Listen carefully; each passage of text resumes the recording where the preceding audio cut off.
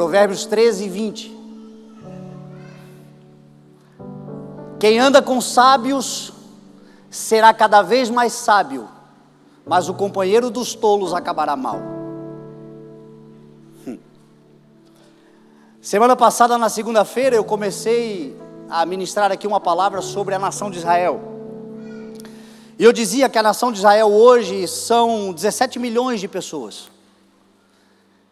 São muito pequenos ante a população mundial, que é de 8 bilhões de habitantes.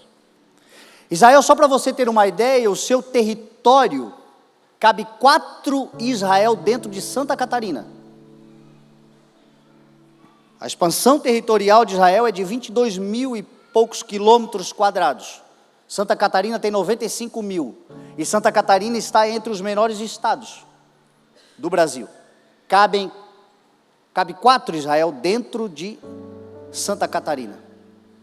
Historicamente, desde os tempos bíblicos, Israel sempre foi um Davi no meio de Golias.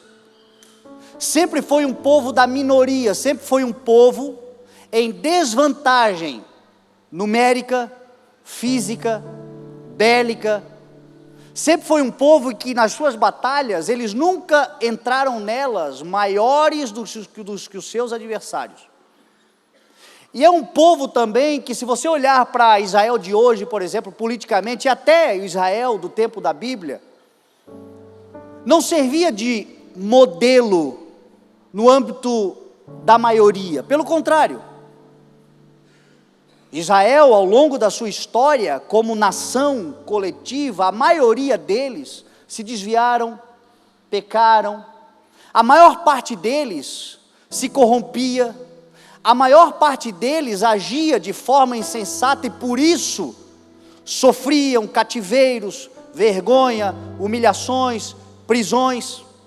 Mas, ao longo da história, sempre teve uma minoria, e que a Bíblia chama de remanescente, que por causa desta minoria que andava com Deus, a maioria era beneficiada e liberta da sua própria insensatez. A misericórdia do Senhor triunfava sobre o juízo, e até hoje triunfa, aonde há um remanescente. O livro de Jó tem um texto que eu acho muito curioso, meu pai sempre falava isso, que Deus livrará até aquele que não é inocente, por causa da tua fidelidade, por causa da tua justiça, por causa da tua dedicação. O mundo como mundo ainda não se autodestruiu, a humanidade ainda não se autodestruiu por causa dos remanescentes, uma minoria que insiste em fazer o que é certo, uma minoria que insiste em sustentar valores, princípios, uma minoria que tem uma causa para viver, e essa causa é em verdade, em amor, e está disposta até morrer por isso. Esta mensagem que eu vou pregar, ela não é para a maioria, ela é para a minoria, mas a minha esperança é que esta minoria sejam todos nós que estamos aqui hoje em relação à sociedade que vivemos, que nós sejamos hoje essa minoria, porque apesar de nós olharmos para o ambiente e vermos um auditório lotado, se nós compararmos com a nossa cidade, por exemplo, quem nós somos? Se nós compararmos com o Estado, quem nós somos? Se nós compararmos com a nação, quem nós somos? Mas aqui dentro, pode ter alguém que por causa da sua fidelidade, a nação pode ser liberta de algum mal. O Estado, a cidade pode ser transformada. Por causa de uma minoria. Deus nunca trabalhou com maioria. Deus sempre trabalhou com a minoria. Entretanto, uma minoria que andava com Ele, que anda com Ele. Quem anda com o Senhor tem vantagens sobre a concorrência. Quem anda com Deus é maioria, Ainda que em número seja a minoria, com Deus, você se torna mais poderoso. Você se torna mais forte do que a maioria. Andar com Deus é vantagem sobre a concorrência. Jesus Cristo, diz a palavra, quando ele ainda era um menino, aos 12 anos de idade, ele estava no templo, ouvindo os mestres da lei, fazendo-lhes perguntas, e todos se admiravam com a sua sabedoria e com as perguntas e respostas que ele fazia, e ficavam maravilhados com isso. Jesus é um modelo de um remanescente fiel. Moisés é um modelo. Arão, Miriam, Caleb, Josué e poucos outros que numa nação inteira que saiu do Egito, vivendo 400 anos de escravidão, mas por causa da fidelidade deles, Deus protegeu, Deus os levou a uma terra prometida. Quando você vai para a Babilônia, o cativeiro da Babilônia, que o povo de Israel, a diáspora de Israel, os caras viveram no Egito como escravos, os caras viveram na Babilônia, na Pérsia, na Grécia, no Império Romano, todos os impérios poderosos que lhes escravizaram e que tentaram destruir, mas por causa de um remanescente, por causa de poucos, como Daniel lá na corte de Nabucodonosor, Mesaque, Sadraque, Abidnego, aqueles homens que se tornaram sábios, protegeram uma nação inteira, Israel não foi destruído completamente. Quando você vai para o tempo romano, você vê Paulo, você vê Pedro, você vê Tiago, você vê João, você vê Jesus Cristo, como uma minoria de remanescentes fiéis, mas que sustentavam os valores, porque andavam com Deus, e porque andaram com Deus, eram mais fortes. O Salmo de número 119, o verso 98, vai dizer assim: eu tenho vantagem sobre os meus inimigos, os teus mandamentos, ó Deus, me fazem mais forte do que os meus inimigos, porque eles estão sempre comigo. Olha que interessante, os teus mandamentos me fazem mais forte do que os meus inimigos, porque eles estão sempre comigo. Quem? A palavra do Senhor, o mandamento do Senhor, a instrução do Senhor. Aquele que ama a Deus, obedece ao Senhor, e aquele que obedece ao Senhor, tem revelação do alto. Deus anda com ele, e ele tem poder, e se torna mais forte do que esse mundo, se torna mais forte do que as adversidades, se torna mais forte do que a maioria. Apesar da maioria estar caminhando para um lugar de destruição e de autodestruição, uma minoria será um remanescente. Por isso,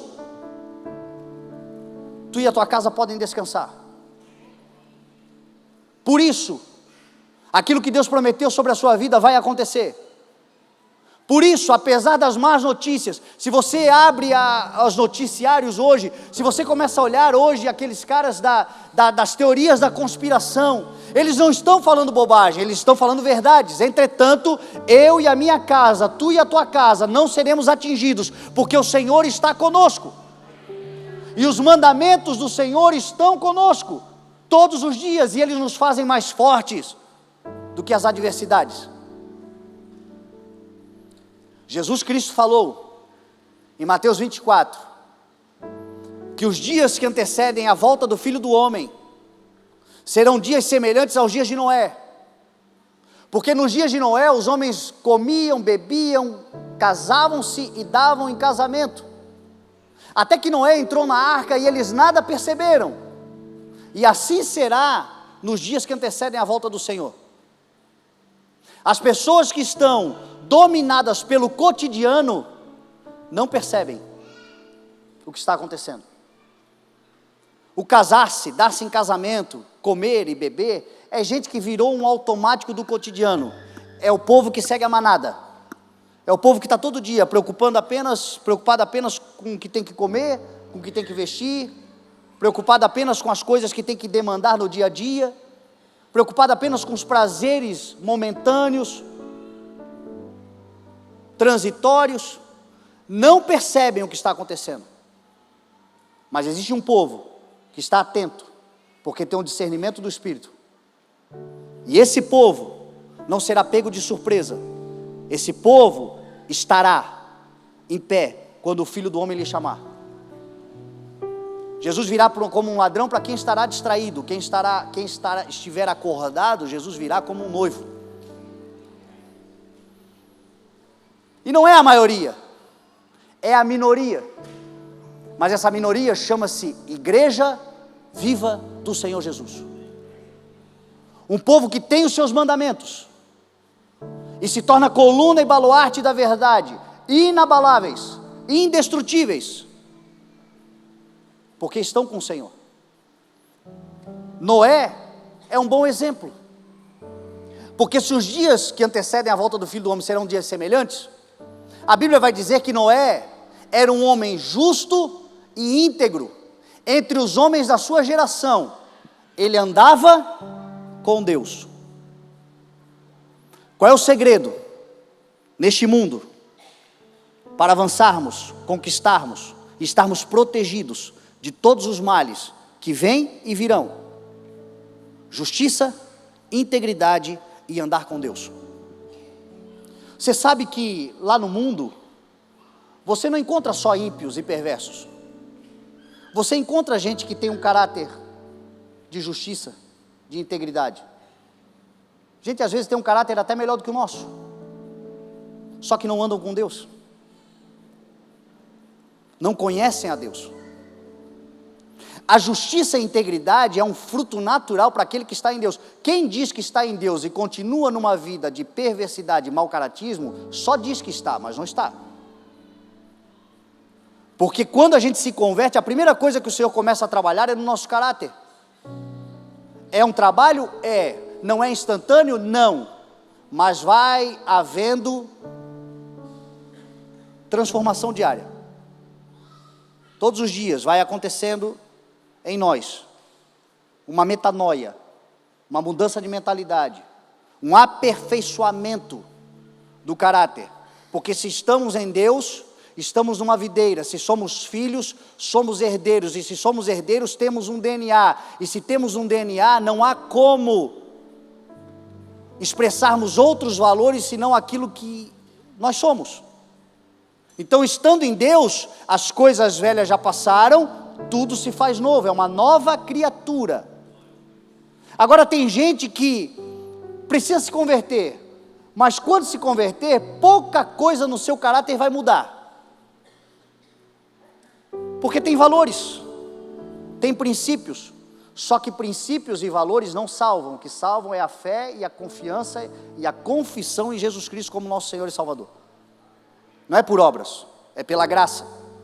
Então são 3 elementos: justiça e integridade, andava com Deus. Eu quero te desafiar, meu irmão, a andar com a fonte da sabedoria. Quem anda com os sábios será cada vez mais sábio, e o companheiro dos tolos acabará mal.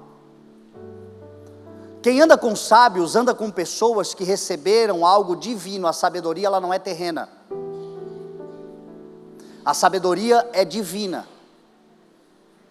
É um presente que Deus dá a todo aquele que, na falta dela, pede com fé. E em Jesus estão escondidos todos os tesouros da sabedoria e do conhecimento. Quando você encontrar alguém sábio, ter sabedoria é diferente de ter conhecimento.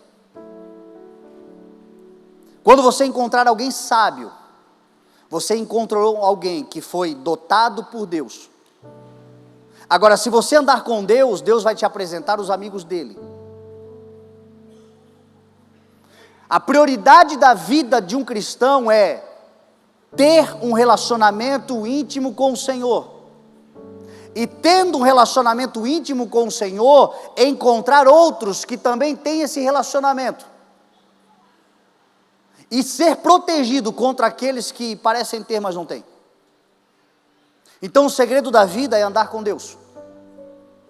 nesses últimos tempos, como Jesus Cristo falou que serão dias semelhantes aos dias de Noé, ande com Deus. Andando com Deus, Ele vai te dar um projeto extraordinário, de uma construção de uma arca espiritual.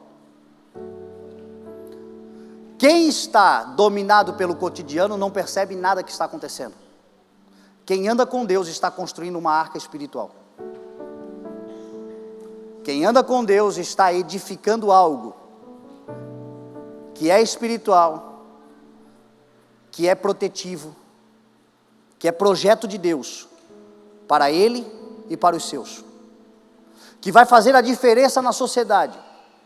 Nesses últimos dias, o Senhor está levantando Noés, homens e mulheres que andam com Ele, não estão distraídos com o dia a dia e com o cotidiano, mas estão atentos a algo que o Senhor está fazendo sobre a terra, discernindo o que o Senhor está fazendo e recebendo do Senhor um projeto de uma construção, de uma arca espiritual, para que quando o tempo chegue, tu e a tua casa não se perderão.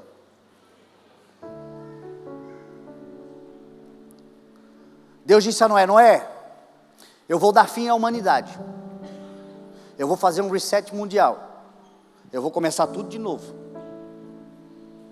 eu vou vir com juízo e ira, mas a ti eu derramo graça. A Bíblia vai dizer que Deus, olhando para Noé, deu favor, e Noé foi visto com favor e graça aos olhos do Senhor. E Deus chegou a Noé e disse assim: Noé, eu não faço coisa alguma sem revelar os meus planos aos meus servos, os profetas.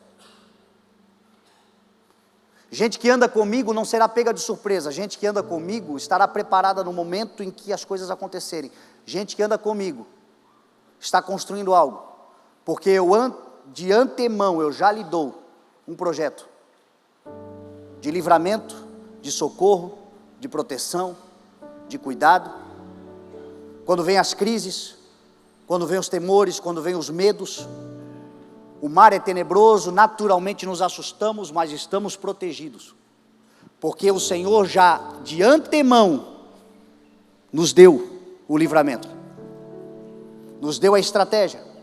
Em nome de Jesus, o Senhor vai te dar todas as estratégias, de modo que quando os dias ruins chegarem, acontecerem, você estará preparado, tu e a tua casa, creia no Senhor Jesus e serão salvos. Agora não se distraia, ande com Deus e comece a construir uma arca espiritual. Noé, eu vou te dar um projeto, você vai construir uma arca de madeira de cipreste, você vai dividir ela em compartimentos, você vai revestir ela de piche por dentro e por fora, você vai fazer ela com 135 metros de comprimento, 22 metros e meio de largura e 13 metros e meio de altura. Você vai colocar nela uma porta lateral e você vai fazer 3 níveis, mas você vai fazer também um vão no teto, entre o teto e o corpo da arca de 45 centímetros. E esse é o projeto que eu vou te dar, Noé. E tu e a tua família vão entrar nesse projeto, e quando vier o dilúvio, ele não vai te submergir.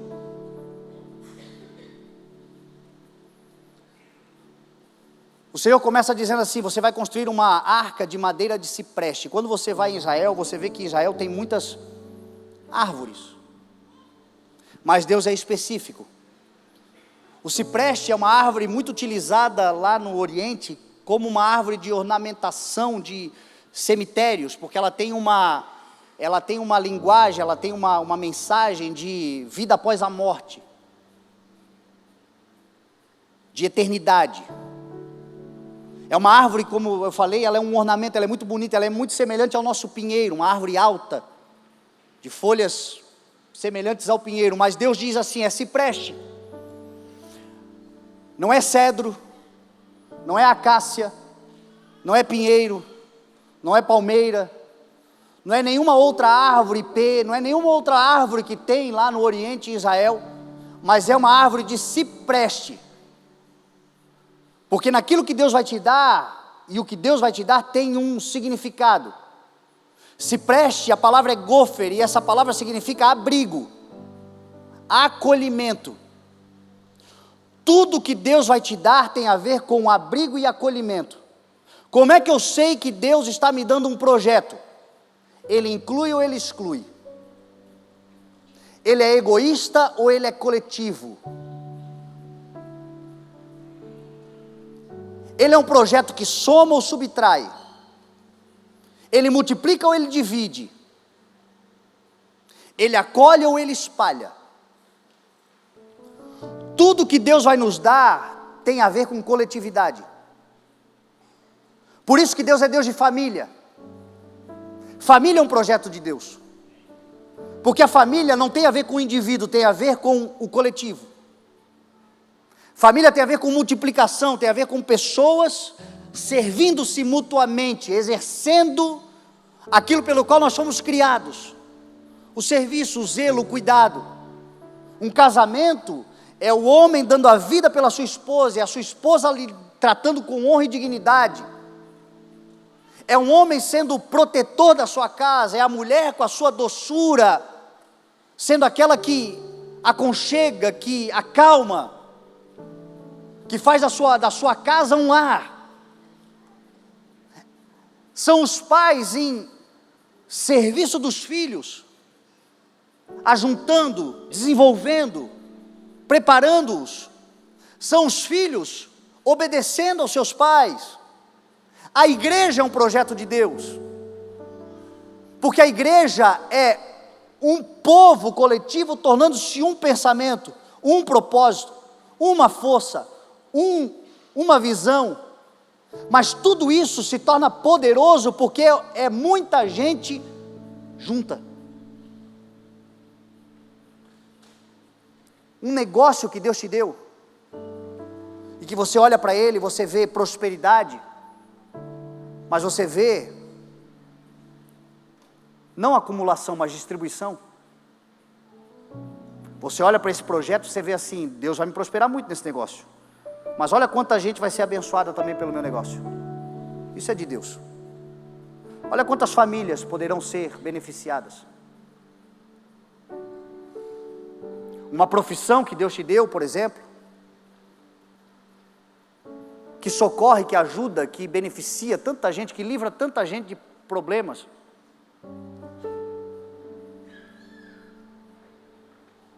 Tudo que Deus vai te dar, começa com madeira de cipreste, é para acolher, é para beneficiar, é para abrigar. Se no teu coração tem um projeto que você diz, é de Deus, e você olha para ele, e ele tem a ver com abrigo, acolhimento, coletividade, toca a ficha, porque vai dar certo em nome de Jesus. Começa a trabalhar com ele em nome de Jesus. E aí, Deus vai dizer para Noé, agora você pega essa madeira de cipreste, comece a cortar, comece a fazer a arca, e divida essa arca em compartimentos. Porque uma vez que você tem o sentido e o significado do que Deus quer, agora você vai começar a desenvolver o processo para que isso aconteça. A organização e a ordem para que isso aconteça. Paulo dá uma dica muito importante sobre o que é o caráter de Deus, quando ele começa em 1 Coríntios capítulo 14, a organizar a liturgia do culto. Ele começa a falar para os coríntios que a igreja é um lugar que na liturgia tem que ter um momento para cada coisa. No culto de vocês tem que ter uma hora para o ensino, uma hora para quem fala em línguas, falar em línguas, e alguém que interprete, interpretar. A hora da profecia. Uma hora para cada coisa, para que o culto não seja uma bagunça, porque o Deus que nós servimos não é um Deus de desordem, mas de paz, como na comunidade de todos os santos. Assim, tudo que você faz para o Senhor deve ser feito com decência e ordem, Paulo disse, porque Deus não é Deus de desordem, mas de paz na comunidade de todos os santos. Você quer uma coisa que tira a paz, é bagunça. Você quer uma coisa que rouba a paz na hora, é instantâneo, é você chegar num lugar desorganizado. A desordem é o escritório de Satanás.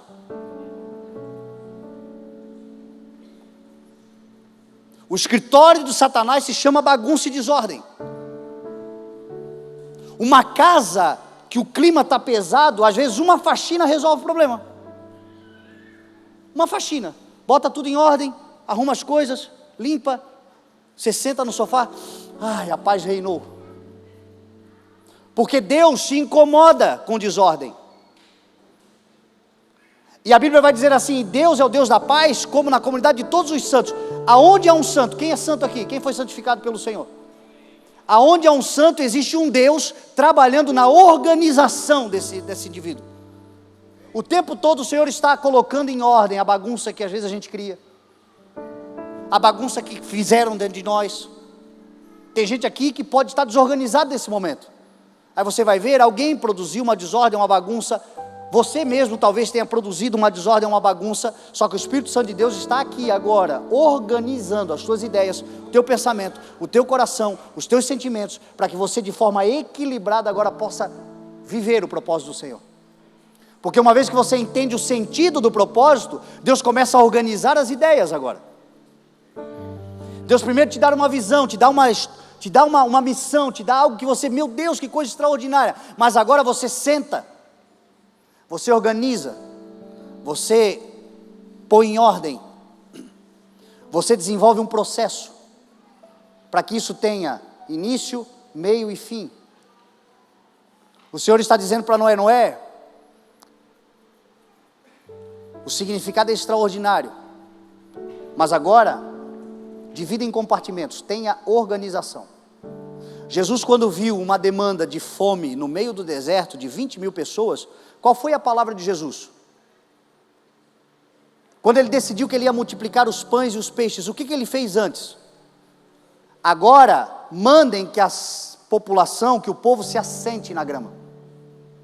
E a Bíblia diz que eles se assentaram na grama em grupos de 50 e de 100. E Jesus, de forma organizada, deu graças, partiu o pão, entregou aos discípulos e os discípulos à multidão.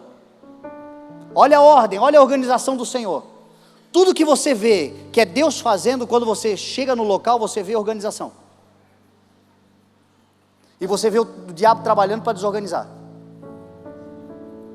É assim, olha a igreja como é que é. Tem alguém cheio de Deus organizando, fazendo as coisas, e aí chega alguém que não entendeu direito, desorganizando. Ou seja, o diabo tentando tirar a ordem das coisas. Aí diz a Bíblia que eles trabalharam, mandou o povo se assentar, ordem. Jesus reparte, entrega aos discípulos, ordem. Os discípulos entregam à multidão, ordem. A multidão assentada, pacificada, come até se fartar, ordem. E quando terminam de comer, desordem, bagunça, lixo no deserto? Não. Juntem todos os pedaços que sobraram. E eles encheram 12 cestos cheios dos pedaços de pães e peixes que sobraram. Ordem.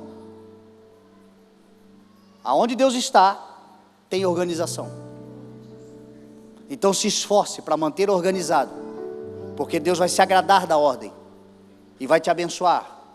E aí vai dizer o texto assim: Noé, agora você revista esta arca de piche por dentro e por fora.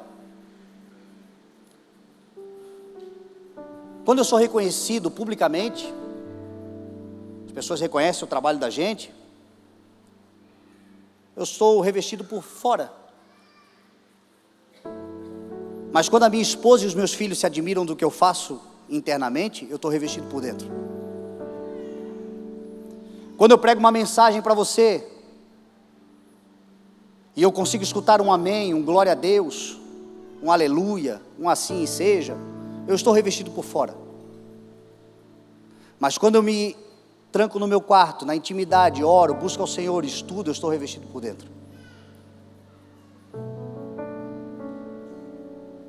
Quando o que você faz vai parar em livros memoriais de pessoas que reconhecem o teu nome, lembram de quem você está revestido por fora. Mas quando o teu nome está escrito no livro da vida, você está revestido por dentro. E o que a palavra está dizendo é que não é só por fora, é por dentro e por fora. E não é de fora para dentro, é de dentro para fora. As coisas que Deus começa a fazer em nós, Ele começa de dentro para fora. E o primeiro lugar a buscar revestimento é o lugar de dentro. Noé, revista por dentro e por fora. Tampe os furos. Por que está relativizando o ensinamento? Por que alguns de nós começamos fazendo como Deus ordenou e depois vamos fazendo do nosso jeito? Deixa eu dizer uma coisa. A navegação da vida é uma jornada longa.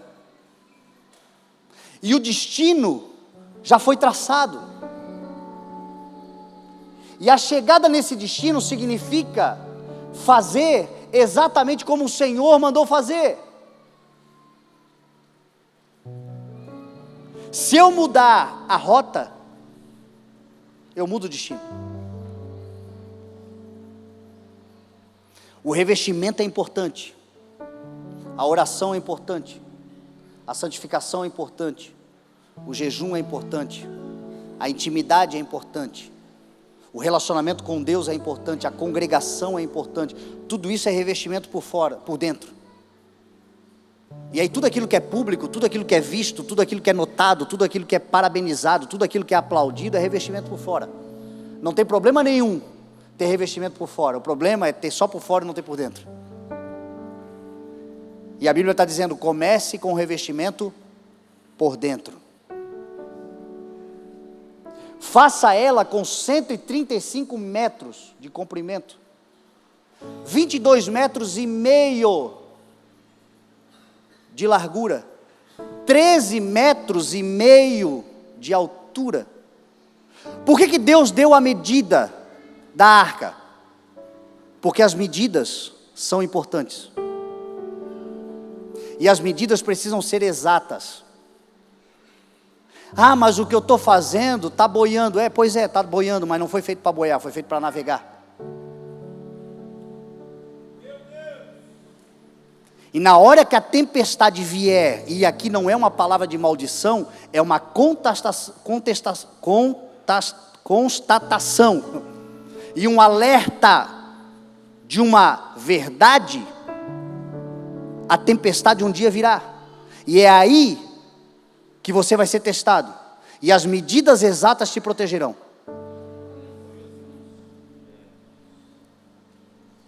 Outro dia, já faz um tempo, eu fui convidado por um irmão aqui da igreja, nós saímos para navegar.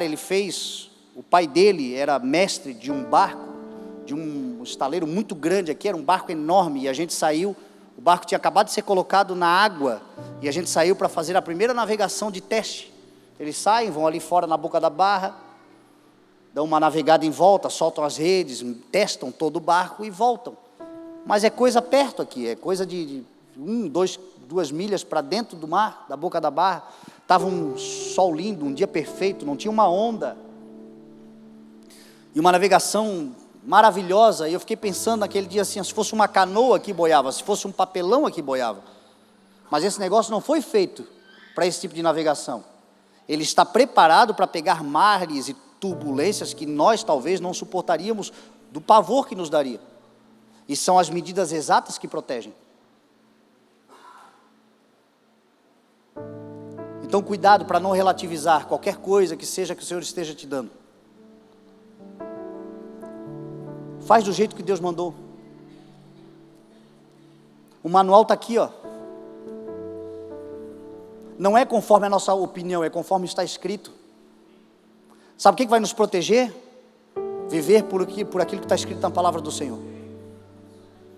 Quando a tempestade vier, quando os mares turbulentos, as ondas se levantarem, terá sido a obediência, a exatidão daquilo que o Senhor está nos ensinando, sem se desviar nem para a direita nem para a esquerda, fazendo exatamente como o Senhor. A Bíblia vai dizer que Noé fez exatamente como o Senhor havia ordenado. Foi por isso que quando veio o dilúvio, essa arca não afundou, porque as medidas exatas importam. Aí o texto vai dizer assim: faça um vão no alto, no teto da arca, entre o teto e o corpo da arca, de 45 centímetros. Esse vão tem uma finalidade. luz e fôlego. Para pensar que Noé atravessou um período de 6 meses, de uma chuva, um dilúvio constante, céu de tempestade, noites escuras, frias, aterrorizantes. Mas na arca que Noé criou, ele fez uma vista para o céu.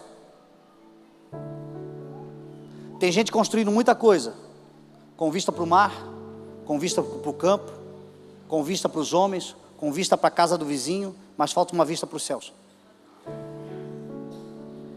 Um lugar que você pode olhar e ver que a luz que ilumina os homens não é uma luz que vem da terra, é uma luz que vem do alto.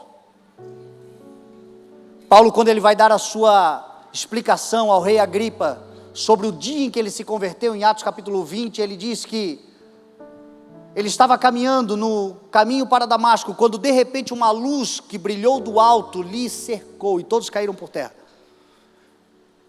Jesus disse assim: eu sou a luz do mundo, aquele que me segue não andará em trevas, mas terá a luz da vida. Onde é que Jesus está assentado? Jesus está assentado num alto e sublime trono. O que nós estamos construindo precisa ter uma vista para o céu. Só que muitas vezes não se trata nem de luz, a noite está tão escura que não se trata de luz, mas se trata de fôlego. Mais do que luz aqui entrava ar. Tem dias, meu irmão, que você não está enxergando nada, que você não sabe de nada, você não sabe nem para onde olhar, não vê um palmo na sua frente, você só quer fôlego. E toda inspiração humana vem da inspiração divina. Guarde isso no teu coração. O fôlego que você precisa para andar mais uma milha, a inspiração que você precisa para sair dessa situação, o ar que precisa vir te habitar. Quando Deus criou o homem, era um boneco de barro, mas diz a palavra que Deus soprou na narina do homem, e ele passou a ser uma alma vivente. Por quê? Porque toda a inspiração humana vem da expiração divina.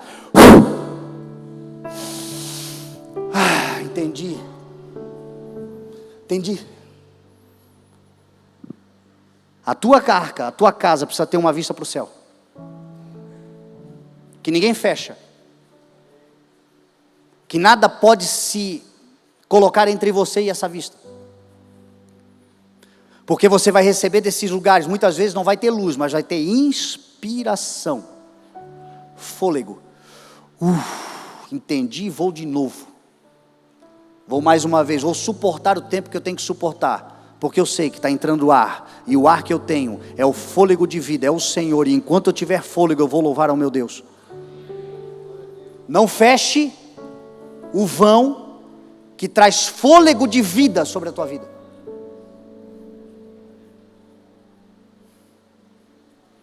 O que Deus preparou na sua vida e o que Deus colocou na arca que você está construindo, como um lugar de entrada de fôlego, não feche esse lugar, senão você vai morrer aí dentro sem ar. Fôlego. E quando puder, luz. Faça uma arca, Noé, e nessa arca coloque uma porta lateral, porque tudo que Deus te dá é evangelístico.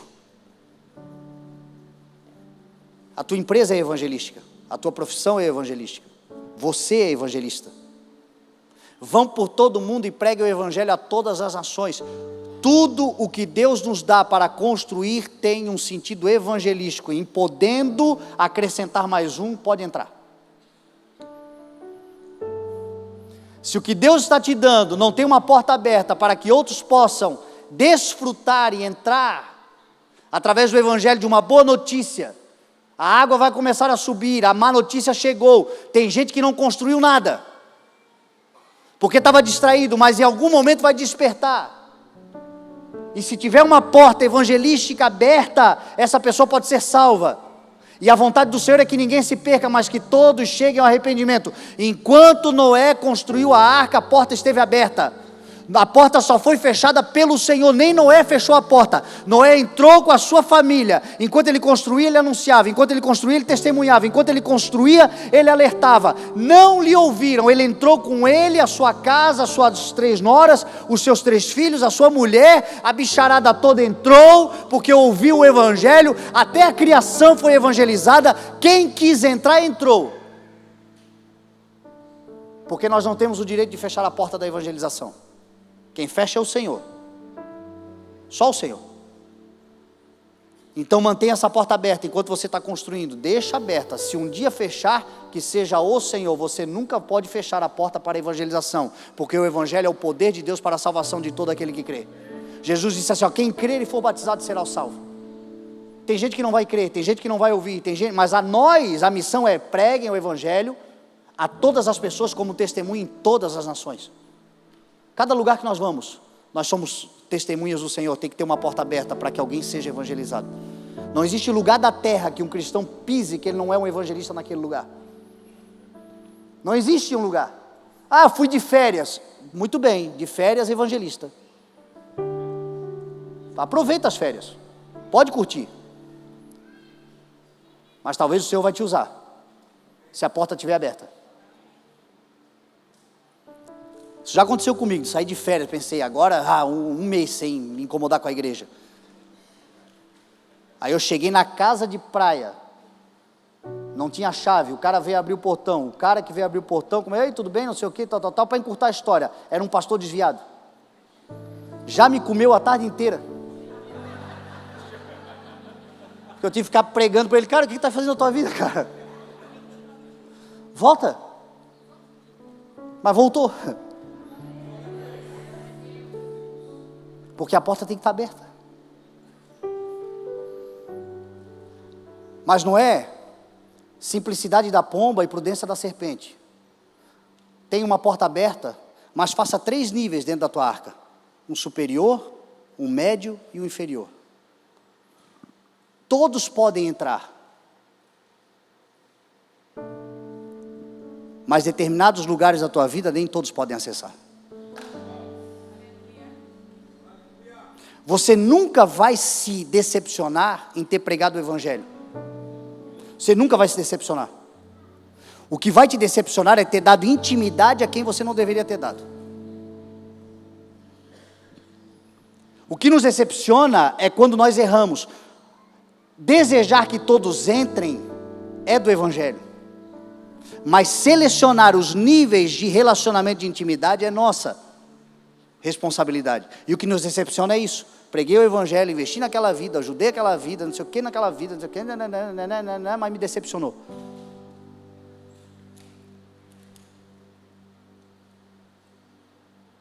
Nós como igreja, somos uma igreja de ação social. Uma coisa é você ir nos valados, levar um prato de alimento, querer resgatar de verdade, ajudar, fazer o possível. Outra coisa é você pegar um desconhecido que você nunca viu na vida e levar para dentro da tua casa com seus filhos dormindo no quarto do lado. Você tem que ter essa prudência. Meu pai dizia, para você conhecer alguém, você precisa comer 1 quilo de sal com essa pessoa. Quanto tempo leva para você comer 1 quilo de sal no ano? Você come num ano? Eu acho que eu não como 1 quilo de sal no ano. Você come 1 quilo de sal sozinho no ano? Quanto tempo leva? E aí a gente acha, só porque falou em nome de Jesus, é de Jesus, a gente bota para dentro de casa, a gente traz para a intimidade, aí se decepciona. Aí depois a igreja me decepciona. Não, é você que não soube dividir. Emocionado, emocionada, vai abrindo as portas do teu coração para qualquer pessoa, de qualquer jeito. Não, meu irmão. Tenha esses critérios de avaliação.